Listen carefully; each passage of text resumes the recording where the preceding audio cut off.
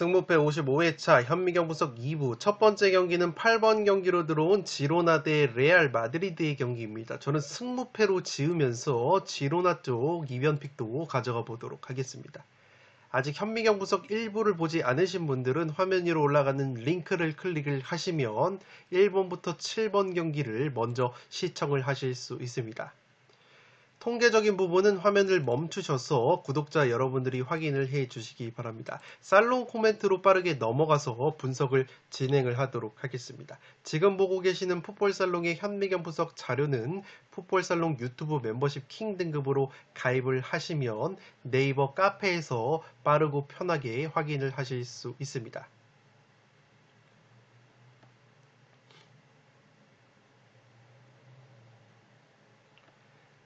살롱 코멘트로 정리를 해드리면 지로나가 올 시즌 라리가 7경기에서 6승 1무로 깜짝 선두를 달리고 있습니다. 이 지로나의 경기 스타일을 조금은 설명을 해드리면 철저한 지공 스타일이라고 보시면 되겠는데, 다이렉트한 공격보다는 아래에서부터 세밀한 패스 작업을 통해서 공격을 전개를 한다고 보시면 되겠습니다. 실제 통계를 보시면 지금 보시는 것처럼 올 시즌 라리가에서 다이렉트 스피드가 1.48로 지로나가 가장 느린 스피드를 보여주고 있고, 이 빌드업 공격 횟수 같은 경우에는 20번으로 바르셀로나, 레알 마드리드 다음으로 세 번째로 많은 팀이기 때문에 지로나라는 팀이 다이렉트 공격 스피드가 느리면서 빌드업 공격 위주의 공격을 전개를 한다고 보시면 되겠습니다.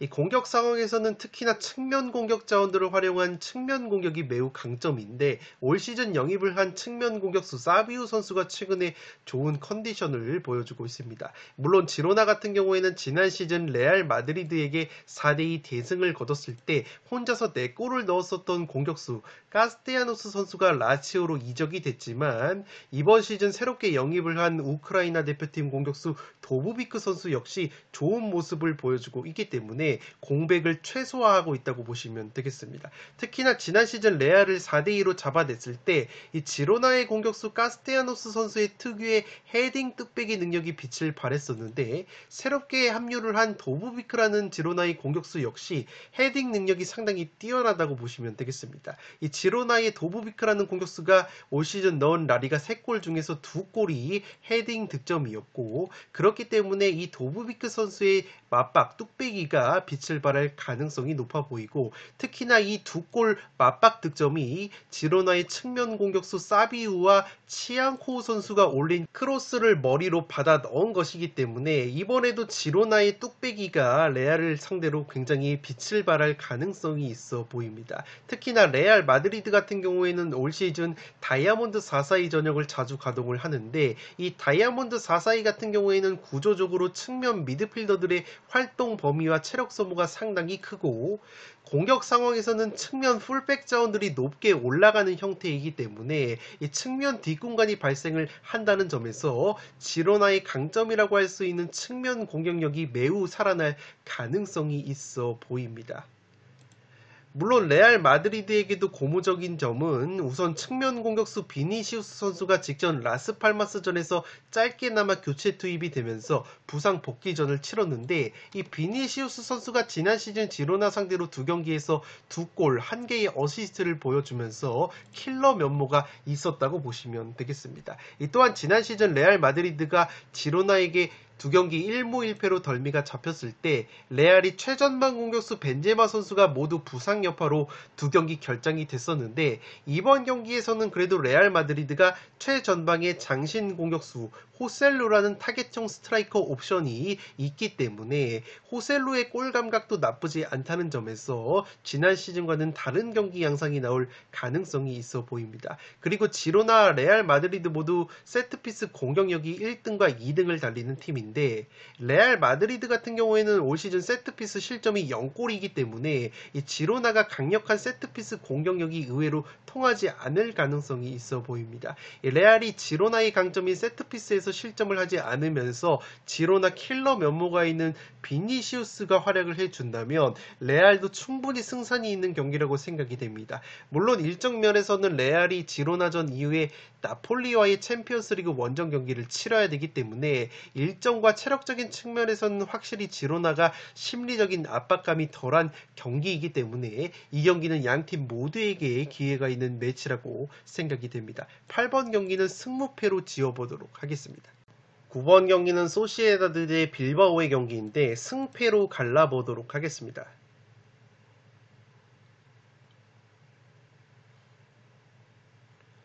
살롱 코멘트로 정리를 해드리면 양팀 모두 기본적으로 전방 압박을 강건하게 가져가는 공통점이 있습니다. 따라서 수비 뒷공간에 대한 리스크가 발생하는 두 팀인데 올 시즌 상대 뒷공간을 빠르게 공략하는 역습의 위력은 소시에다드가 더 뛰어나다고 보시면 되겠습니다. 지금 보시는 것은 라리가 역습 통계인데 이 소시에다드가 카운터 어택 역습 득점이 2골, 빌바오가 0골로 나오고 있기 때문에 통계적으로 봤을 때 소시에다드의 역습이 좀 더 위력적으로 작동이 되고 있다고 보시면 되겠습니다. 또한 직전 헤타페와의 홈경기에서 빌바오가 2대2 무승부에 그쳤는데 당시 헤타페의 제공권에 고전하면서 헤타페의 세트피스와 헤딩 뚝배기에 실점을 당했다고 보시면 되겠습니다. 이 소시에다드 같은 경우에는 헤타페보다는 제공권이 떨어지지만 기본적으로 소시에다드 역시 라리가에서 4등에 해당하는 제공권을 보여주는 팀이기 때문에 빌바오가 소시에다드의 제공권에도 애를 먹을 수 있는 매치가 될 것으로 생각이 됩니다. 빌바오가 주전 수비형 미드필더인 데 갈라레타 선수와 측면 공격수 니코 윌리엄스 그리고 직전 경기 퇴장을 당했던 공격형 미드필더 산세트까지 핵심 자원 3명이 결장하기 때문에 빌바오가 전력 누수가 은근히 크다고 보시면 되겠습니다. 이 소시에다드가 최근에 빌바오 상대로 상대 전적에서 열세이지만 홈에서만큼은 소시에다드가 빌바오 상대로 5경기 3승 2무 무패를 기록 중이기 때문에 직전 발렌시아 원정에서 선발 라인업 6명을 바꾸면서 체력 안배까지 한 소시에다드라는 점에서 충분히 홈발을 받을 만한 매치가 될 것으로 생각이 됩니다. 그에 반해서 빌바오 같은 경우에는 헤타페전에서 한 명이 부족한 상황에서 후반전을 치렀기 때문에 로테이션을 가동을 한 소시에다드보다 확실히 체력적으로 열세일 가능성이 있어 보입니다.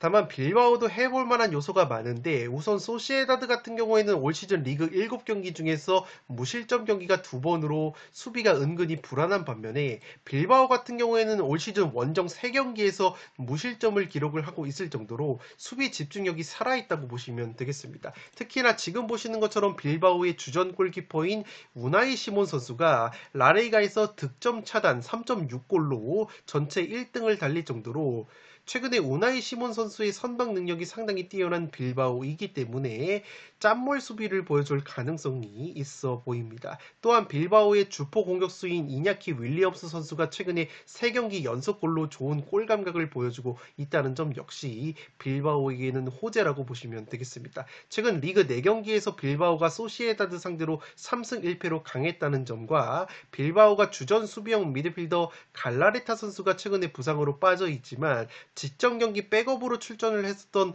에레라 선수가 굉장히 좋은 모습을 보여줬기 때문에 갈라레타 선수의 공백을 은근히 잘 메워줄 것으로 생각이 됩니다. 따라서 이 경기는 양팀 모두에게 기회가 있는 매치가 될 것으로 보이기 때문에 9번 경기는 승패로 갈라보도록 하겠습니다.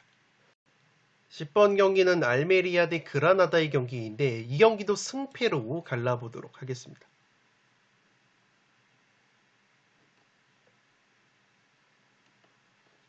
살롱 코멘트로 정리를 해드리면 올 시즌 라리가에서 수비가 가장 불안한 두 팀의 맞대결이라고 보시면 되겠습니다. 알메리아와 그라나다가 나란히 라리가 7경기에서 무려 18실점을 당하면서 최다 실점 공동 선두를 달리고 있는 팀들이기 때문에 상당히 불안한 수비력을 보여주고 있다고 보시면 되겠습니다. 다만 양팀이 수비력에 비해서는 그래도 공격력은 준수하다고 볼 수 있겠는데 기대 득점값 대비 골 결정력은 근소하게 그라나다가 준수하다고 보시면 되겠습니다. 알메리아가 오픈플레이 기대 득점이 8.64골, 세트피스 기대 득점이 2.49골로 전체 4등을 달릴 정도로 기대 득점은 상당히 높은 팀인데 실제 오픈 플레이 득점은 6골, 세트피스 득점은 1골에 머물고 있기 때문에 이 높은 기대 득점에 비해서는 확실히 골 결정력이 떨어지고 있는 알메리아라고 보시면 되겠습니다. 그에 반해서 그라나다는 알메리아보다 기대 득점은 현저히 낮지만 결정력은 나쁘지가 않은데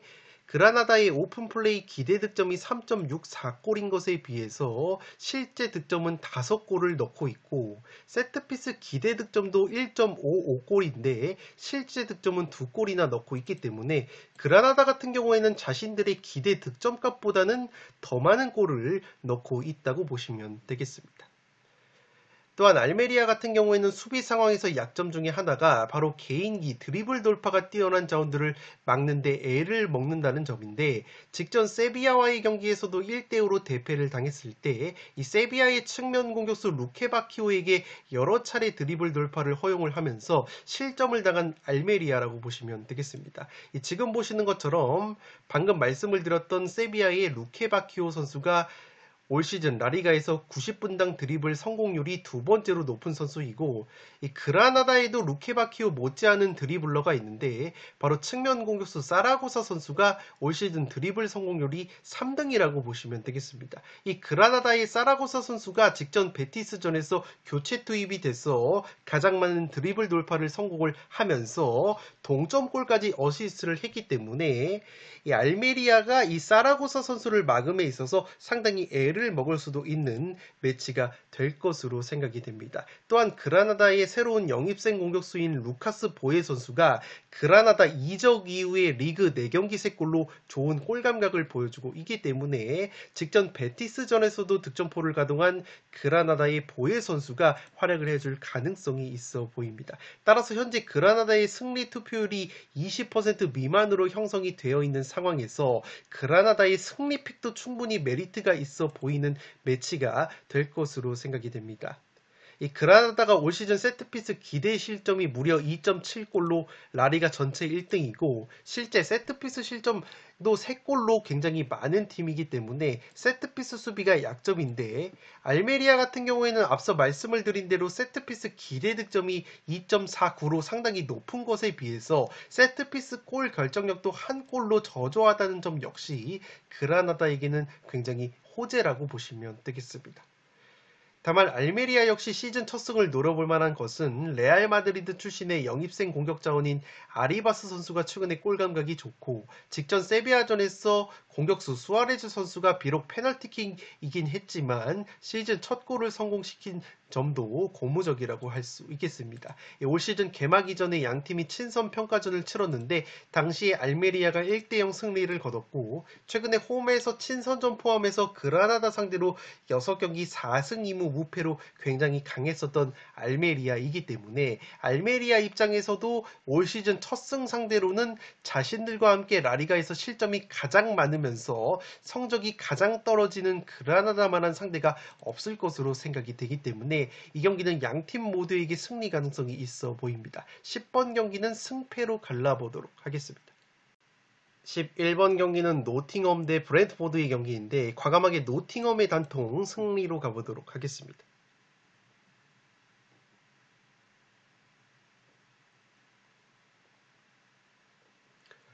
살롱 코멘트로 정리를 해드리면 브랜트포드가 서서히 최전방 공격수 아이반 토니 선수의 부재에 따른 골 결정력 저하가 드러나고 있다고 보시면 되겠습니다. 시즌 초반에 토니 선수의 공백을 잘 메워줬었던 요한의 위사라는 공격수는 최근 모든 대회 6경기 무득점 침체에 빠져 있고 브랜트포드의 측면 에이스 은베우모 선수 역시 최근에 3경기에서 무득점에 그치고 있습니다.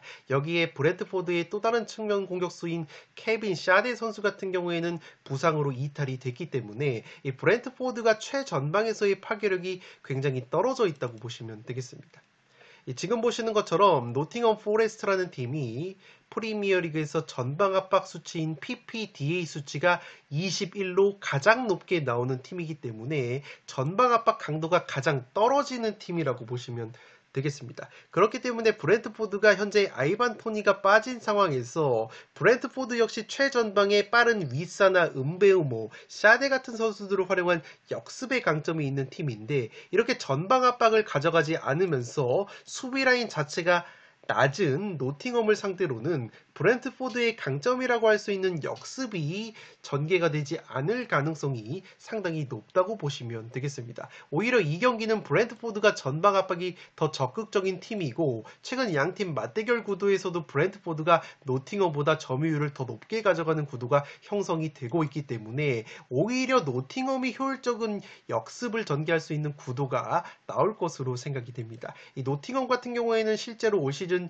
아워니를 필두로 엘랑가, 깁스 화이트, 허드슨 오도이 같은 자원들을 앞세운 빠른 역습이 상당히 날카롭고 실제 지금 보시는 것처럼 노팅엄 포레스트가 카운터 어택, 역습 득점이 2골로 전체 2등을 달리면서 다이렉트 공격 스피드 역시 2.10으로 웨스트햄 다음으로 빠른 스피드를 보여주고 있기 때문에 효율적인 역습에 특화가 되어 있는 노팅엄이라고 보시면 되겠습니다. 여기에 노팅엄은 주중에 리그컵 경기가 없었기 때문에 충분한 체력 안배를 했지만 브랜트포드는 주중에 아스날과의 리그컵 경기에서 주전자원들을 거의 다 가동을 하고도 0대1로 패배를 당했기 때문에 체력적인 면에서도 노팅엄이 우세를 가져갈 것으로 생각이 됩니다.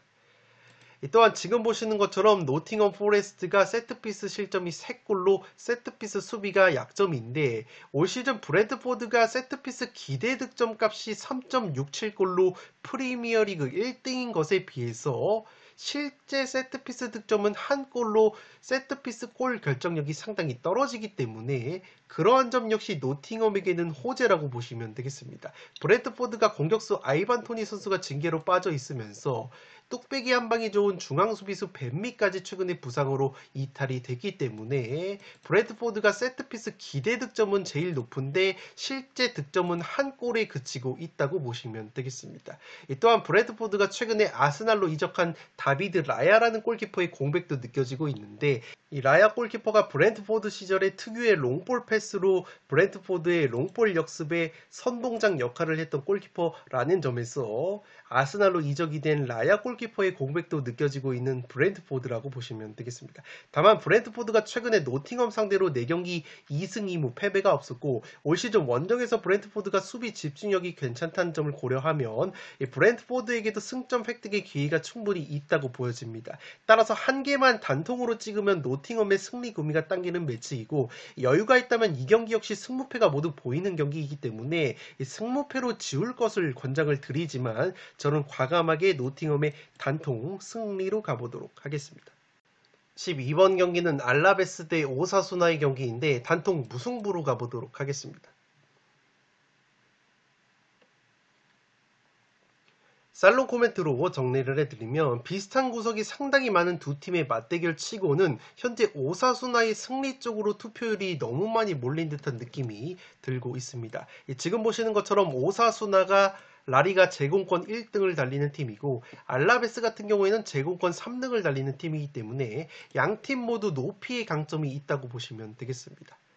또한 지금 보시는 것처럼 오사수나가 경기당 평균 크로스 횟수가 24번으로 전체 2등을 달리고 있고 알라베스는 23번으로 크로스 횟수가 3번째로 많은 팀이기 때문에 양팀 모두 제공권이 뛰어나면서 측면 크로스 위주의 공격을 전개하는 것이 상당히 비슷하다고 보시면 되겠습니다. 또한 양팀 모두 공격력 자체가 빈곤하다는 공통점이 있다고 보시면 되겠는데 특히나 오사수나 같은 경우에는 현재 주전 측면 공격수 아빌라 선수가 직전 경기 퇴장을 당했기 때문에 이번 경기 결장이 되고 오사수나의 장신 공격수 부디미르 선수 같은 경우에는 리그 7경기에서 페널티킥으로만 한 골이 있었기 때문에 이번 시즌 상당히 부진한 모습을 보여주고 있다고 보시면 되겠습니다. 그에 반해서 알라베스도 빈공을 보여주고 있지만 그래도 장신 공격수 사무 오모로디온이라는 선수가 직전 셀타비고전에서 득점포를 가동을 했는데 이 선수가 시즌 초반에 그라나다 소속으로 아틀레티코 상대로 득점을 한 이후에 아틀레티코가 영입을 했고 아틀레티코가 다시 알라베스로 임대 이적을 시킨 선수이기 때문에 잠재력이 굉장히 충만한 유망주라고 보시면 되겠습니다. 또한 알라베스의 베테랑 공격수 키케 가르시아 선수 역시 올 시즌 리그 2골을 넣고 있기 때문에 오히려 필드 플레이어의 골 감각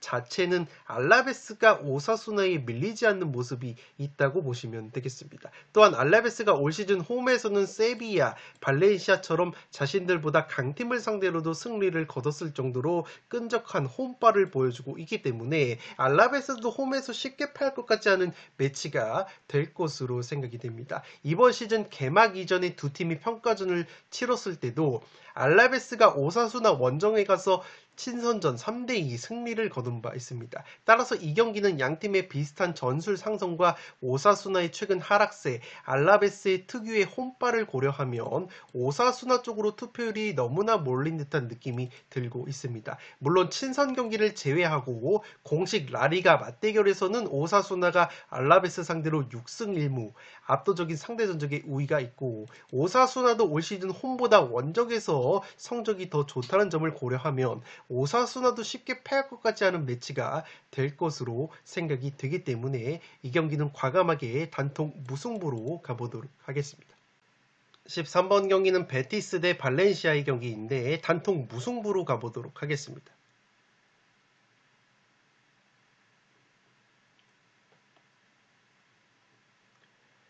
살롱 코멘트로 정리를 해드리면 베티스 같은 경우에는 올 시즌 최전방 골 결정력이 상당히 아쉽다고 보시면 되겠습니다. 이 플레이메이커 페키르 선수가 장기 부상으로 빠져있는 상황에서 그래도 페키르 선수의 공백은 플레이메이커 이스코 선수가 굉장히 잘 메워주고 있는데 문제는 최전방에서의 마무리가 아쉽다고 보시면 되겠습니다. 그나마 베티스의 공격수 윌리안 호세 선수가 올 시즌 리그 3골을 넣어주면서 베티스의 골 결정력을 책임을 져줬지만 최근에 이 호세 선수가 부상으로 이탈이 됐고 지난 시즌 좋은 활약을 보여줬었던 베티스의 또 다른 공격수 이글레시아스 선수는 올 시즌 리그 5경기 무득점 부진에 빠져 있다고 보시면 되겠습니다. 실제 지금 보시는 것처럼 베티스라는 팀이 오픈플레이 기대 득점이 4.99골인데 실제 4골이 그치고 있고 오히려 발렌시아는 기대 득점 5.33골에 비해서 실제 득점은 8골이나 하고 있기 때문에 오픈플레이 상황에서의 골 결정력은 확실히 발렌시아가 베티스보다 낫다고 보시면 되겠습니다. 그나마 베티스 같은 경우에는 올 시즌 세트피스 기대 득점 1.05골 대비해서 세트피스 득점이 2골로 나쁘지 않기 때문에 올 시즌 세트피스 실점이 2골이나 있는 발렌시아 상대로 베티스는 세트피스로 득점을 노려볼 수 있는 매치가 될 것으로 생각이 됩니다. 반면에 발렌시아 같은 경우에는 올 시즌 오픈플레이 기대 득점보다 훨씬 더 많은 골을 넣고 있고 최전방 공격수 우고 두로 선수 역시 리그 5경기 3골로 어느 정도 골 감각을 회복을 했기 때문에 확실히 오픈플레이 지공 상황에서는 발렌시아의 한방이 조금 더 날카로울 가능성이 있어 보입니다. 다만 발렌시아 같은 경우에도 직전 소시에다드전에서 핵심 측면 수비수인 호세 가야 선수와 코레이아 선수가 모두 근육 부상 여파로 교체 아웃이 됐기 때문에 이번 경기 상당히 출전 여부가 불투명하다고 보시면 되겠습니다. 발렌시아가 호세 가야와 코레이아가 결장이 된다면 기존의 풀키에라는 측면 수비수 역시 부상으로 빠져있는 상황이기 때문에 이 측면 수비 자원 3명이 나가리가 될 가능성이 있다는 점에서 발렌시아 역시 측면 수비 공백이 상당히 크게 느껴질 것으로 생각이 됩니다.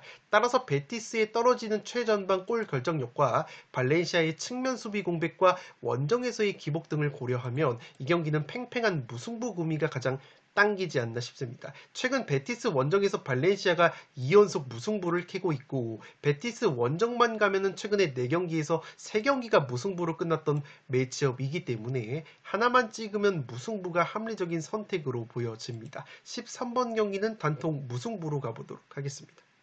마지막 경기는 아틀레티코 마드리드 대 카디스의 경기인데 아틀레티코의 단통 승리로 가보도록 하겠습니다. 독식을 노려보실 분들은 과감하게 무승부까지 이변픽을 추천드리도록 하겠습니다.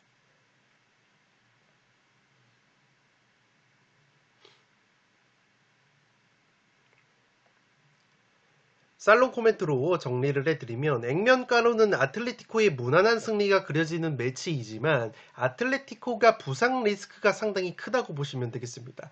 이 최전방 공격 쪽에서 아틀레티코가 부상 및 결장자가 많은데 주포 공격수 알바로 모라타 선수가 직전 오사수나전에서 퇴장을 당하면서 이번 경기 결장이 된다고 보시면 되겠습니다. 이 아틀레티코가 모라타의 징계로 결장이 되는 상황에서 백업 공격수인 데파이와 앙헬 코레아 선수가 모두 부상으로 빠져있기 때문에 최전방에서 묵직하게 버텨주거나 헤딩, 뚝배기 마무리가 가능한 공격수가 상당히 부족해졌다고 보시면 되겠습니다. 이 카디스라는 팀은 기본적으로 라리가에서 제공권이 7등으로 높이가 준수한 팀이고 아틀레티코는 제공권이 뒤에서 네 번째로 낮은 팀이기 때문에 카디스가 작정하고 수비 라인을 내리게 된다면 아틀레티코가 최전방 스트라이커가 부족한 상황에서 상당히 애를 먹을 수도 있는 매치가 될 것으로 생각이 됩니다. 특히나 아틀레티코라는 팀을 살펴보면 직전 오사수나 원정에서도 2대0 승리를 거뒀을 때 오히려 점유율은 오사수나가 더 높았고